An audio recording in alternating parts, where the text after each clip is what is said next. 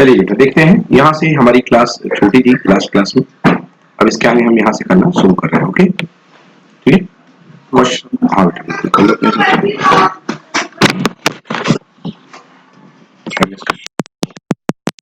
ठीक है। नेक्स्ट पहला क्वेश्चन है, पढ़ो what physical situation is represented by the following time velocity graph. कह रहा है कि इस सिचुएशन से आप जो है कौन सी इस फिजिकल सिचुएशन से कौन सा ग्राफ रिप्रेजेंट हो पाएगा, represented by the following time velocity graph. इसमें से कौन सी फिजिकल सिचुएशन एक्सप्लेन हो पाएगा। देखिए हो क्या रहा है, देखिए वेलोसिटी टाइम ग्राफ का स्लोप जो होता है वो क्या देता है, डी एक्सेलरेशन देता है। तो पहले केस में ये जो लाइन आ रही है वो ऐसी आ रही है कुछ इस तरीके से, इसका एंगल कितना बेटा 90 डिग्री ज्यादा, थीटा ग्रेटर देन 90 डिग्री, और एक्सेलरेशन इक्वल टू क्या होता है भैया, tan theta. Acceleration tan theta होता है, मतलब ये क्या है, नेगेटिव है।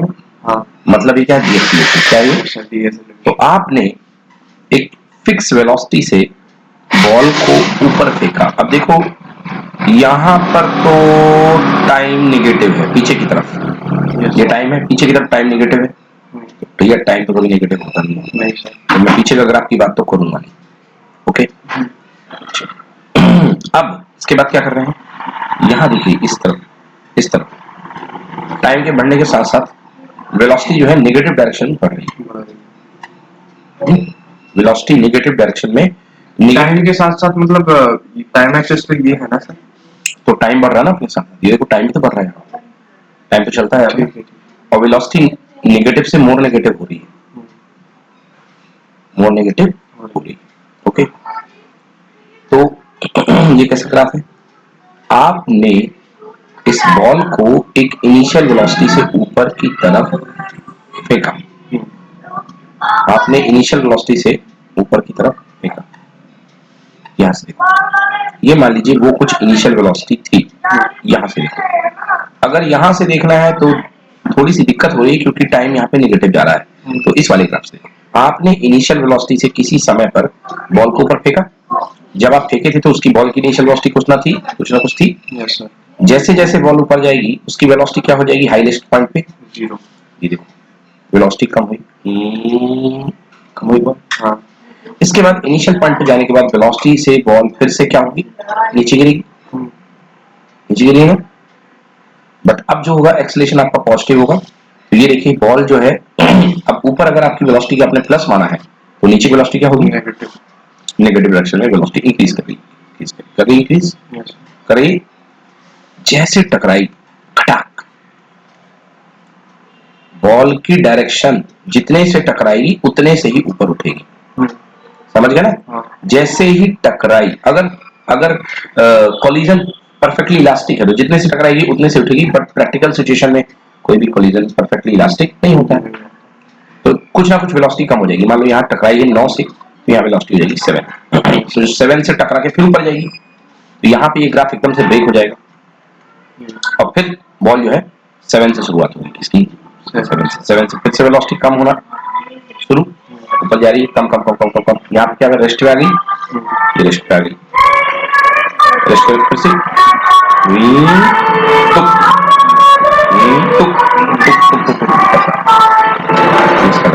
आगे समझो क्या लिखा आंसर। तो सर ये वो सरफेस है जहां से हमने नो कितना कंफ्यूजन है भाई बेटा, ये टाइम एक्सेस का ग्राफ है, ये सरफेस वगैरह आप सब मन में सोचो, ये टाइम के साथ वेलोसिटी की रिलेशन है। सरफेस कहाँ दिखा सकते हो आप ग्राफ में, ग्राफ तो दो पैरामीटर दो वेरिएबल के बीच में बनता है बेटा, समझ गए। तो सवाल आया था भैया कौन सी प्रैक्टिकल सिचुएशन को दिखा रहा है, तो आंसर पढ़ो। A ball is thrown vertically upward with some velocity which is rebounded repeatedly from the floor with reduced velocity after each hit. Yes, with reduced velocity after each hit. Her hit के बाद उसकी velocity कम हो जाएगी। Okay done.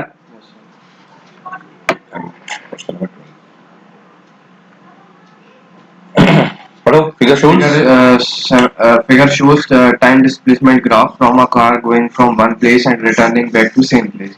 In this graph, is this graph possible or not?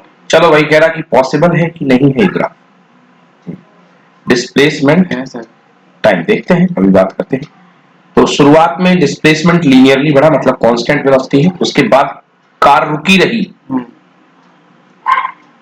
Car रुकी रही उस place पर, yes sir, और कार रुक करके फिर डायरेक्शन कार की चेंज हुई है, और कार जो है डायरेक्शन चेंज करने के बाद यहां पर पहुंच गई। अच्छा चल देखो भाई, ये टाइम 20 सेकंड है, 20 सेकंड में कार की पोजीशन सी बन रही है, और 20 सेकंड पे ही कार की पोजीशन ए बन रही है।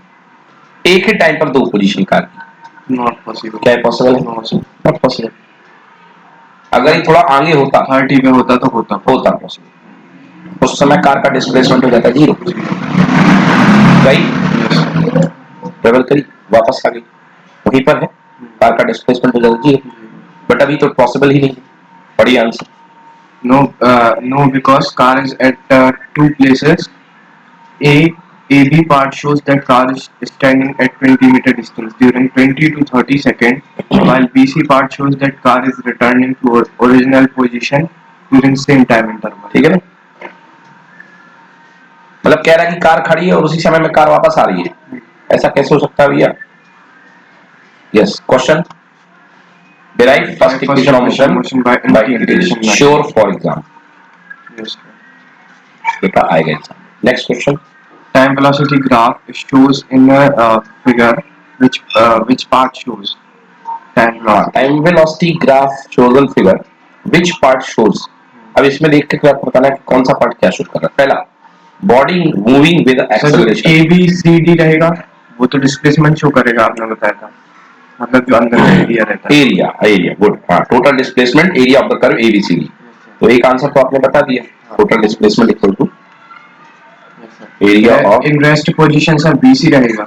एबीसीडी। बॉडी पहले याद रखना, बॉडी मूविंग विद एक्सेलरेशन, हाँ, तो body moving with acceleration, तो सर ए बी गुड। दूसरा, और उसके बाद बीसी भी होगा। बीसी क्यों होगा? एक्सेलरेशन में होगा, नहीं, बीसी BC नहीं होगा, बीसी CD में वेलोसिटी कांस्टेंट है ना, सीडी होगा retard. CD retardation, good, very good. तो चला पहले आपने बताया एबी, और फिर zero acceleration, zero acceleration sir BC, good. Negative acceleration, CD. Very good. In rest position BC होगा, rest position, BC I think. Rest position पे, अच्छा इधर तो रुक गई ना, कहाँ रुक गई? ये तो वेलोसिटी का है, रेस्ट थोड़ा ना है, वेलोसिटी तो कांस्टेंट है, रेस्ट पे कौन सा है? ये जीरो ही वाला है। हाँ, जीरो ही वाला। रेस्ट पे zero. Total distance, total distance A B C D, इधर से पूरा पूरा एरिया, हाँ एरिया पूरा एरिया एरिया, एस थोड़ा ना है, बी है ना, हाँ एरिया निकलेगा। Area. Total displacement A B C D area, area. अच्छा डिस्टेंस भी पूछी गई है, एरिया निकाल लेते हैं। 100 ऊपर 10 नीचे 15, हाँ क्या बन रहा है? ट्रेपेजियम, एरिया निकाल लेते हैं। 1/2 1/2 सम ऑफ पैरेलल साइड, ये कितने की हुई? 5 से लेके 10, 5 की, प्लस ये वाली बड़ी साइड है 15, 15 दोनों के बीच का गैप कितना? 10 हाइट है ना, 1/2 इंटू 20 इंटू 10, 100 सर।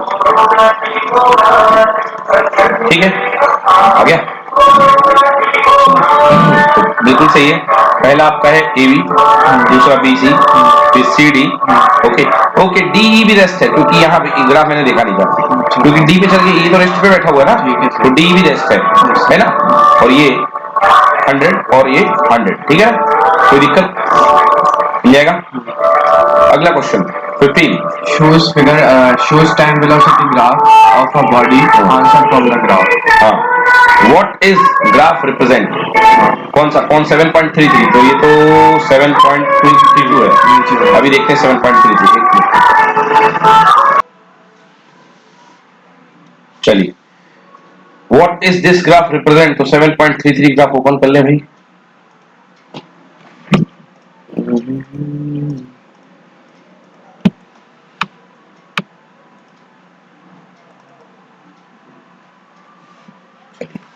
ये अपना 7.33 ग्राम, ठीक है। चलिए, इसमें कुछ क्वेश्चन पूछे गए हैं। पहला कह रहा है what is this graph represents, दूसरा initial velocity and acceleration, maximum height attained by the body. तीन चीजें बतानी है भाई। वेलोसिटी टाइम ग्राफ, ये ग्राफ क्या रिप्रेजेंट करेगा? एक्सेलरेशन। बिल्कुल सही बात है। वेलोसिटी टाइम ग्राफ का स्लोप एक्सेलरेशन रिप्रेजेंट करेगा और उसका जो एरिया होगा वो डिस्प्लेसमेंट और डिस्टेंस को रिप्रेजेंट करेगा ना। व्हाट दिस ग्राफ रिप्रेजेंट, पहला क्वेश्चन हो गया। Initial velocity and acceleration, initial velocity body कितने से स्टार्ट हुई है? 40 से। 40 से। अब देखो नीचे की तरफ आ रहा भी, मतलब एंगल कितने डिग्री है? 90 से बड़ा है, 90 से बड़ा। मतलब एक्सेलरेशन नेगेटिव आएगा, डी एक्सेलरेशन है। किसी भी दो पॉइंट का निकाल लो क्योंकि यूनिफॉर्म है, यस सर। यूनिफॉर्म एक्सेलरेशन है, किसी भी दो पॉइंट का निकाल लो। अच्छा, बॉडी देखो 40 मीटर पर सेकंड से नीचे डीएक्सलेट हो रही, मतलब ऊपर की तरफ फेंका गया। Yes sir. बॉडी जो है 40 मीटर पर सेकंड से कहां की तरफ फेंका गया था? ऊपर की तरफ, है ना, अपवर्ड डायरेक्शन जो भी है ना। अब निकालते हैं acceleration.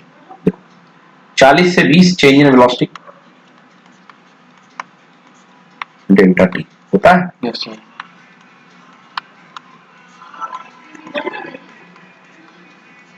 v2 minus c1 upon t2 minus c1 होता है ना। Yes sir. Change in velocity, final velocity कितनी है? 20, इनिशियल कितनी है? 40, फाइनल 20 माइनस 40 अपॉन टाइम कितना है? 1 सेकंड। ओ सॉरी, यहाँ पे कितना है? 40 पे है, 0 पे था और 20 पे पहुंच गया कितने पे? 2 पे। तो 2 माइनस 0, इधर माइनस 20 ना, 2, तो आंसर माइनस 10 मीटर पर सेकेंड स्क्वायर। हाँ, ग्रेविटेशनल एक्सेलरेशन आ रहा है। ठीक है भाई। तो भैया जो बॉडी है माइनस 10 मीटर पर सेकेंड स्क्वायर के एक्सेलरेशन से चल रही है। पहला आंसर 40 मीटर पर सेकेंड स्टार्टिंग स्पीड वेलोसिटी, और ये माइनस का 10। इनिशियल वेलोसिटी एंड एक्सेलरेशन हो गया भैया। Maximum height attained by the body, जो बॉडी को ऊपर फेंका गया, मैक्सिमम ये बॉडी ऊपर जा रही, यहाँ पर इस बॉडी की हाइट मैक्सिमम हुई होगी। क्यों? वेलोसिटी 0 है ना। टॉप पॉइंट पर पहुंच करके वेलोसिटी क्या हो जाएगी? 0। भैया मेरी यही तो वेलोसिटी 0 हुई, देखो यहाँ पर, ये देखो है ना वेलोसिटी 0, कम हो रही वेलोसिटी 0 प्लेस। तो यहाँ तक का जो एरिया आएगा ये किसको रिप्रेजेंट करेगा? मैक्सिमम हाइट को, क्योंकि डिस्प्लेसमेंट जो होता है एरिया देता है। Yes sir. एरिया डिस्प्लेसमेंट देता है, निकाल लें। Yes sir. एरिया ट्रायंगल है 1/2 बेस इनटू हाइट। 4 सेकंड पे इसकी मैक्सिमम हाइट गेन की है, 4 इनटू हाइट कितनी है? 40, 2 2 जा 4, आंसर 80 आ गया। 18। ठीक है ना। After how much time? Okay, last question क्या है? ये है maximum height. After how much time body return to original position का, कितने टाइम के बाद बॉडी ओरिजिनल पोजीशन? भैया फेंके थे 40 से थ्रो किया था ऊपर की तरफ, बॉडी हाइट पे गई 4 सेकंड पे, और फिर 4 सेकंड नीचे आने लगी।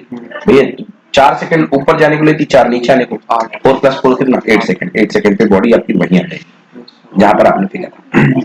तो ये जो टाइम है, ये जो हाथ है, जब बॉडी आपने फेंकी थी, मतलब हाथ से फेंकी थी, ये भी हाथ है और ये वाला भी 0 भी हाथ है जब आपने बॉल फेंकी थी। समझ गए ना? By your hand. Done done. Any problem? Now important question for exam, define speed velocity expression बन जाए। Derive equation motion of graphical method by integration method, formula the derive the formula for distance for and second. ये सारे important में से ही पक्का कोई ना कोई क्वेश्चन आएगा। Okay done. चलिए, अब ये क्वेश्चंस है, आज मैं आपको होमवर्क के क्वेश्चन सारे आंसर भी लिखे हुए न्यूमेरिकल क्वेश्चन। Okay done. ये सारे के सारे आपको जो है एज अ होमवर्क करके लेके आने हैं, ठीक है ना।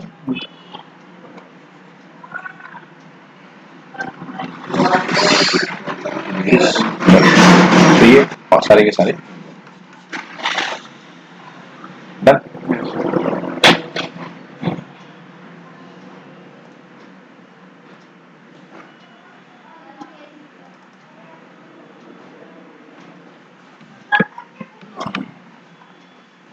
इनपुट होगी।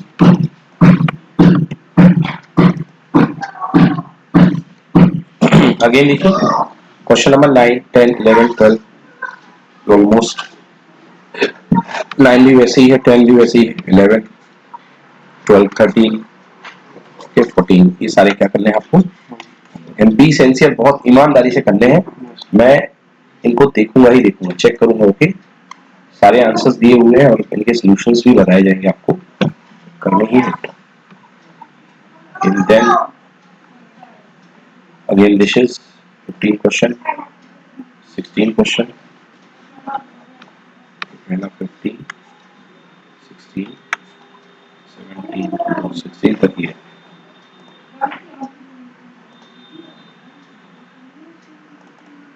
Okay,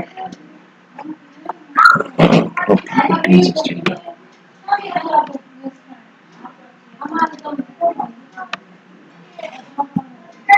question number 17, 18, 19, 20, 21। ओके, करना है आपको 17 से लेकर 21 इसमें।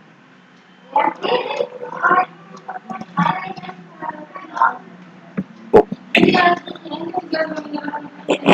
इसके बाद आते हैं ऑब्जेक्टिव क्वेश्चंस।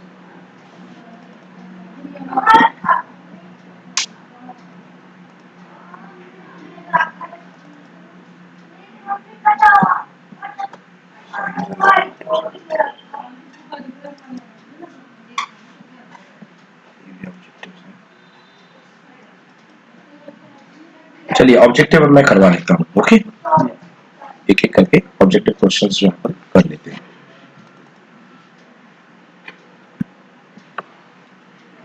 अब उसमें से कोई डाउट है आपको जो कल दिया था? देखिए ये आपको दिया गया डिस्प्लेसमेंट, सबसे पहले आपको वेलोसिटी निकालना है। तो वेलोसिटी का डिस्प्लेसमेंट का टाइम डेरिवेटिव, तो डी बाई डी और ए इसकी वैल्यू रखो a0 plus a1t plus a2t का स्क्वायर। इसको डिफरेंशिएट करिए, a0 का डिफरेंशिएशन 0, a1t का d बाई डी टी का हो जाएगा। a0 कांस्टेंट है ना, बाहर आ गया। और फिर इसका करेंगे, a2 बाहर आ जाएगा, कांस्टेंट है a2, हाँ, और केवल t के फंक्शन का differentiation d by D T का square. 0 plus a1 multiply by कितना 1 प्लस a2 मल्टीप्लाई बाई कितना 2t। पढ़ा नहीं? हाँ, बनता है ना?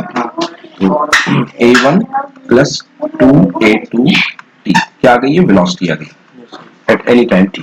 a1 कांस्टेंट है तो 0 आगे चल नहीं, तो a1 तो कांस्टेंट अब t तो वेरिएबल था ना, हाँ, तो t का हुआ ना 1, a1 तो बाहर आ गया था, अकेला होता तो उसका भी 0 हो जाता। अब एक्सेलरेशन करना है, क्या निकालना है? Acceleration at any time t is equals to differentiation of क्या होता है बेटा? vt होता है ना, v का differentiation, so d by dt। v की वैल्यू क्या है भाई? ये लिख लीजिए a1 प्लस 2 a2t, और ऑब्वियसली करेंगे तो भैया सबसे पहले d by dt a1 constant है, 0 हो जाएगा, plus d by 2a t है साथ में, हाँ, तो अब ये अकेला ये तो 0 हो गया। अब ये 2a के साथ फंक्शन है तो 2a बाहर आ जाएगा, 2a 2t है ना सर? हाँ 2a2, सॉरी 2a 2t है, 2a2 बाहर आ जाएगा। हाँ, क्यों बाहर आ गया? क्योंकि इसके साथ फंक्शन है d बाई dt ऑफ क्या t का हो गया 1, आंसर कितना आ गया? अगली 2a2 इनटू मल्टीप्लाई बाई 1। समझ में आया? कोई दिक्कत? Any problem? इस तरीके से करेंगे ये अपन।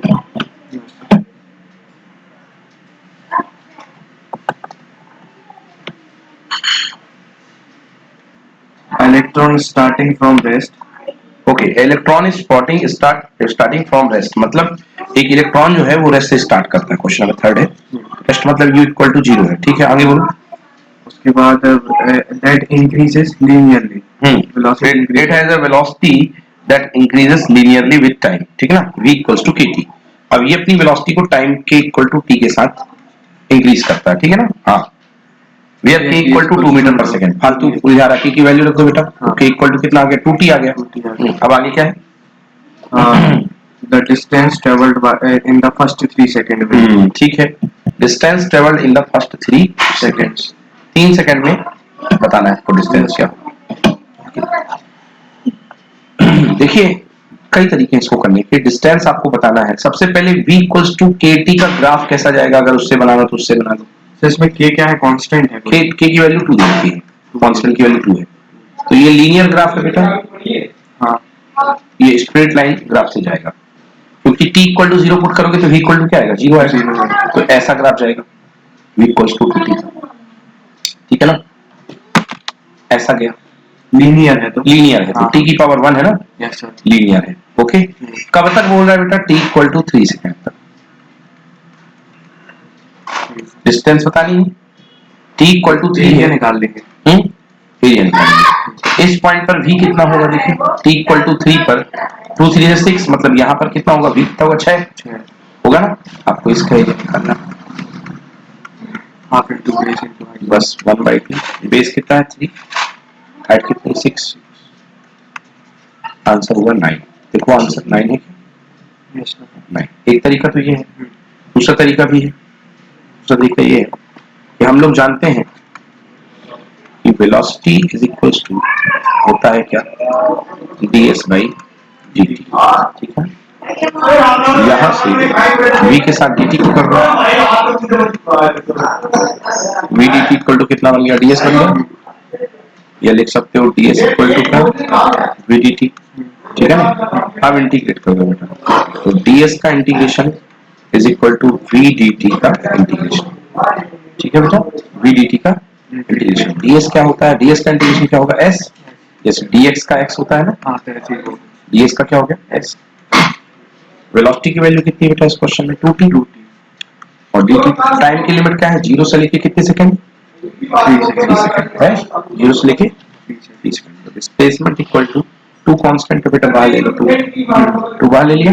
अब t का इंटीग्रेशन अकेला बचेगा, तो आपको पता होगा इंटीग्रेशन का फॉर्मूला होता है t की power n plus 1 upon n plus 1. होता है कि नहीं, हाँ होता है ना.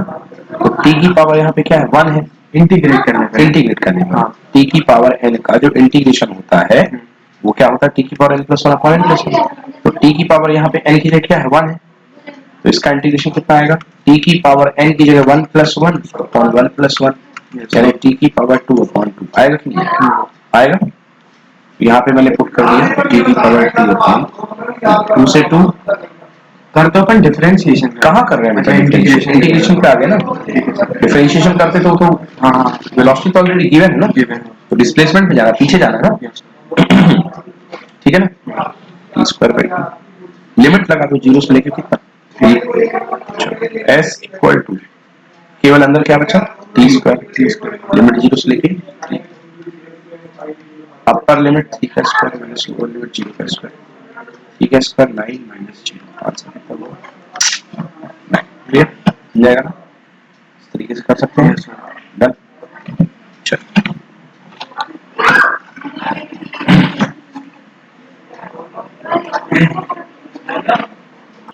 इसको थोड़ा डिस्कस कर लेते हैं. देखिए हम डिस्कस कर रहे हैं कि जो इंस्टेंटेनियस वेलोसिटी होती है वो कैसे निकलती है. तो इंस्टेंटेनियस वेलोसिटी का जो फॉर्मूला होता है v इज इक्वल्स टू होता है rate of change of displacement ds by dt, and this is equals to tan theta. This is equal to tan theta. तो ग्राफिकली अगर आपको दिया गया है, ग्राफिकली, तो आप किसी भी पॉइंट पर, ये जैसे मान लो कोई कर्व दिया गया है, तो उस पॉइंट पर टेंजेंट खींचो और उस टेंजेंट का क्या निकालो, स्लोप. tan थीटा मतलब स्लोप, तो आपको ये इंस्टेंटेनियस वेलोसिटी मिल जाएगी. अब दूसरा केस है भैया कि अगर आपकी गाड़ी 1 डायमेंशन मोशन मतलब एक स्ट्रेट लाइन में भाग रही है और आपने इस पॉइंट पर उस गाड़ी का स्पीडोमीटर चेक कर लिया, तो अगर स्ट्रेट लाइन मोशन में भाग रही है तो इस पॉइंट पर इंस्टेंटेनियस स्पीड कह लो या इंस्टेंटेनियस वेलोसिटी कह लो, दोनों क्या होंगे, एक ही होंगे. समझ गया ना, इस पॉइंट पर इंस्टेंटेनियस स्पीड कह लो या इंस्टेंटेनियस वेलोसिटी कह लो, दोनों एक ही बात. क्लियर हुआ. चलिए नेक्स्ट क्वेश्चन बताइए.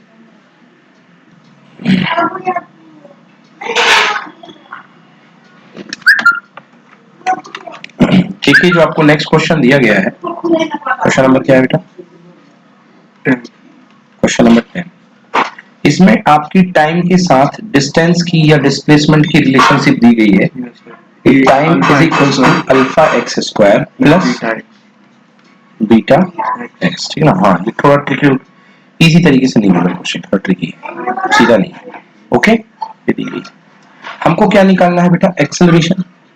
हम लोग जानते हैं एक्सेलरेशन क्या होता है बेटा, DV by D T, but ना हमारे पास v है ना हमारे पास t है, हमारे पास तो t बस दिया हुआ है। तो मैं इसको कैसे कर सकता हूं कि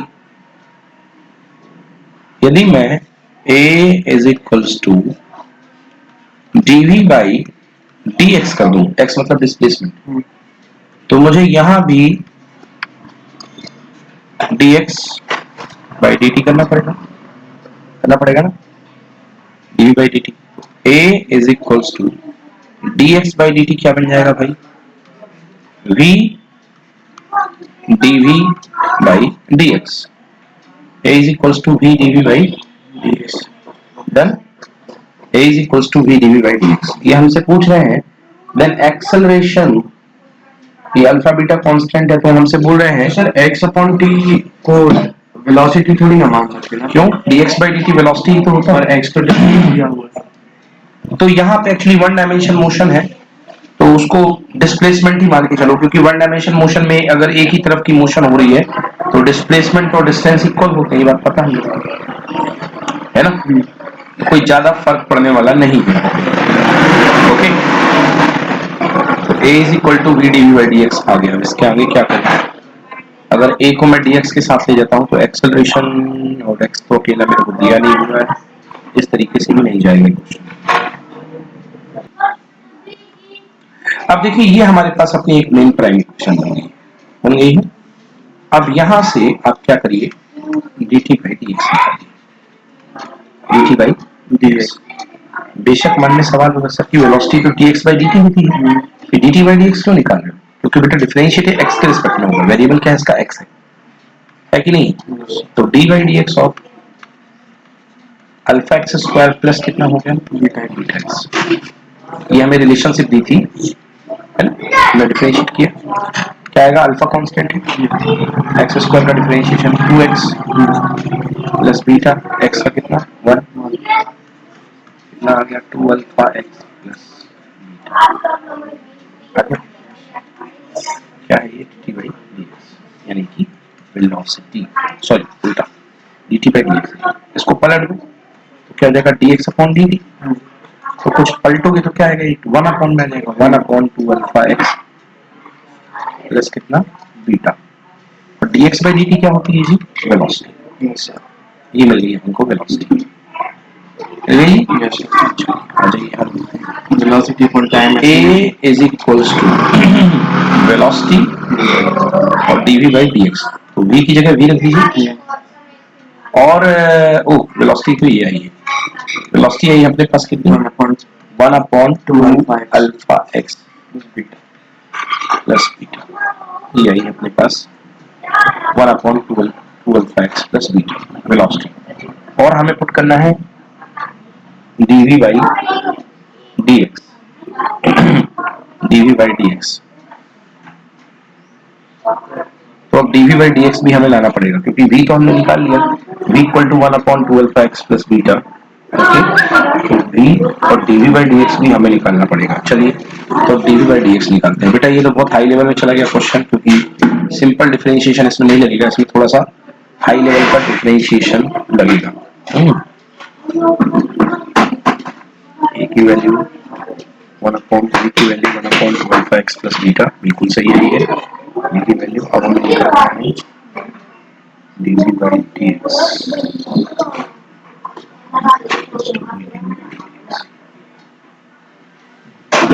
चलिए काम करते हैं, यहाँ से ये हमारे पास v आया है, v इज इक्वल टू कितना आया है, 1 upon 2 alpha X plus beta, v is equal to 1 upon 2 alpha X plus beta, ये v आया है। हमें निकालना है कितना बेटा, dv बाई dx, ये जो वैल्यू पुट करनी है ना हमें यहाँ पे v के साथ में हमें जो वैल्यू पुट करनी है वो dv बाई dx की है। ओके, हमें dv बाई dx निकालना है। चलो निकाला सिखा देता हूँ मैं बेटा, d बाई dx लगाया, क्यों हो रहा है? क्योंकि डिफरेंशिएट कर रहे हैं। और v की वैल्यू मैं इसको लिख सकता हूँ बेटा 1/2 अल्फा x प्लस बीटा। ठीक है। अब एक रूल होता है बेटा डिवीजन रूल। डिफरेंशिएशन का डिवीजन रूल होता है कि डिनोमिनेटर न्यूमरेटर और डिनोमिनेटर है। डिफरेंशिएशन में अगर दोनों को आप डिवीजन में अगर आप डिफरेंशिएट कर रहे हो तो ऐसा समझो कि कोई फल गिरा, तो फल ऊपर से गिरेगा तो किसको मिलेगा? सबसे पहले छत वाले को। तो v को बाहर खड़ा कर दो और ऊपर कर दो डिफरेंशिएशन u का। फिर इसने कुछ खा लिया तो माइनस कर दो और u को छोड़ दो और ये हो जाएगा dv बाई dx। मतलब डिनोमिनेटर इंटू न्यूमरेटर का differentiation minus numerator into denominator का डिफरेंशिएशन होल डिवाइडेड बाई इसका स्क्वायर। ये रूल होता है डिवीजन का। तो भैया dv by dx equal to, देखो डिनोमिनेटर सबसे पहले बाहर 2 alpha x plus beta into differentiation 1 का डिफरेंशिएशन कितना होगा? 0 माइनस 1 मल्टीप्लाई बाई इसका differentiation 2 alpha x plus beta का। तो लिख देता हूं आपके लिए D by D X of 2 alpha x plus कितना? Beta. Okay, divide by 2 alpha x plus beta का dv बाई dx निकाल रहे थे।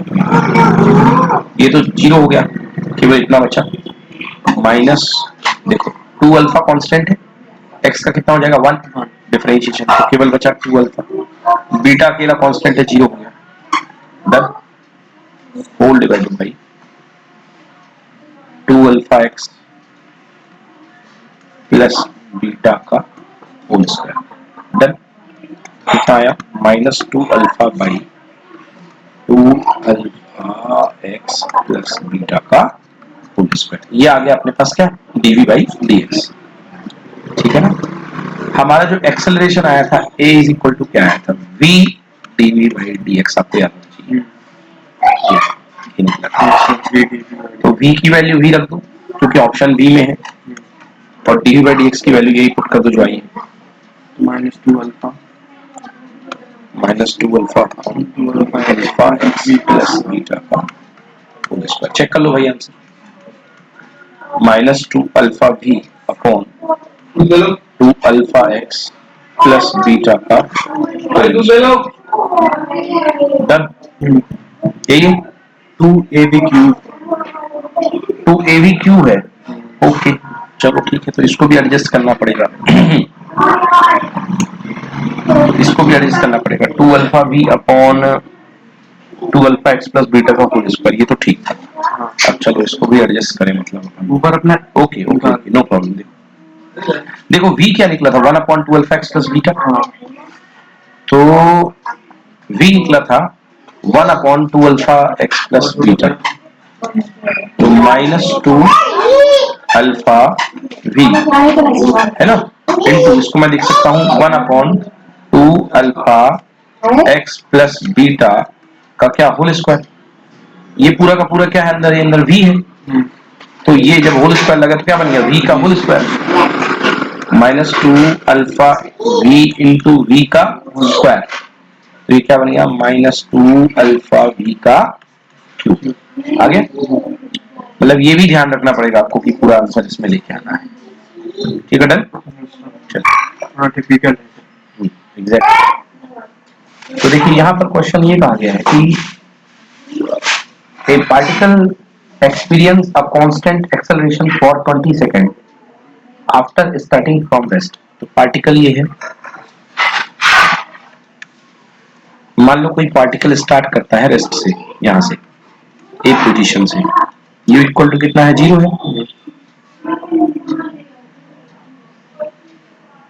रेस्ट से स्टार्ट करता है और 20 सेकंड तक मोशन करता है।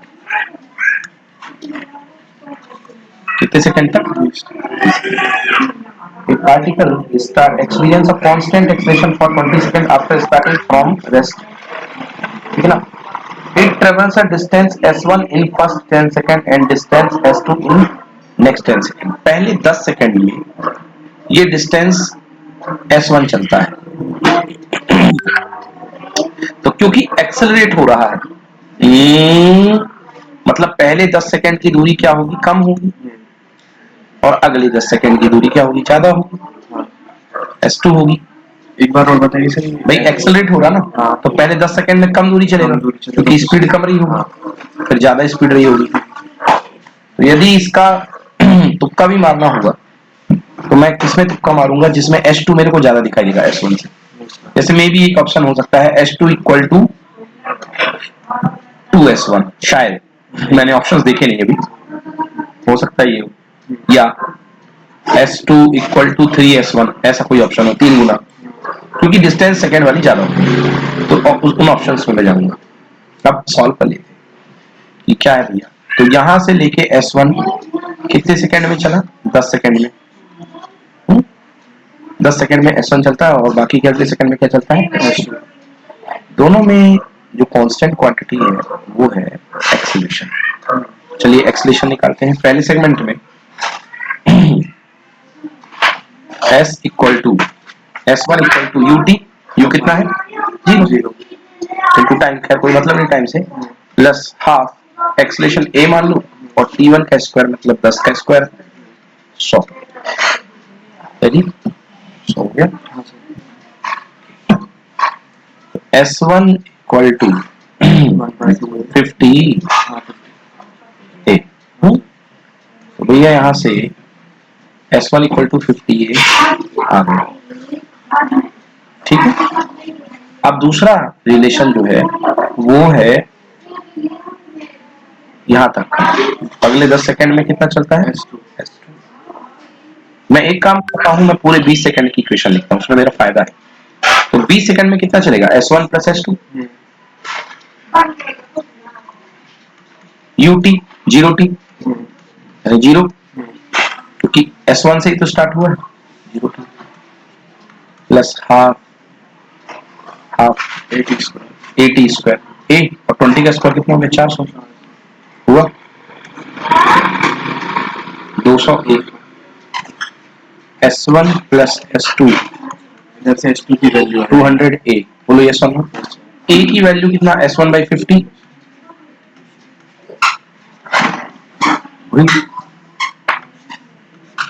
चार बार कैंसिल हो गया सर।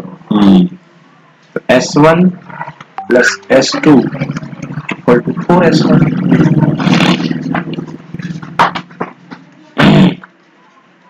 s1 माइनस कितना, s1, यानी s2 equals to s2 equal to 4s1 minus s1, कितना हो गया, आया समझ। या इसको ये भी लिख सकता है s1 equal to s2 by 3, ऐसा भी लिख सकता है ऑप्शन में। तो s2 इक्वल टू 3s1, मैंने पहले ही बोल दिया था कि जो s2 होगी वो ज्यादा होगी, s2 इक्वल टू 3s1, समझ में आ गया। तो s2 और s1 में ये रिलेशन हो गया, क्लियर। मतलब ये एक है और ये s2 का थर्ड है, मतलब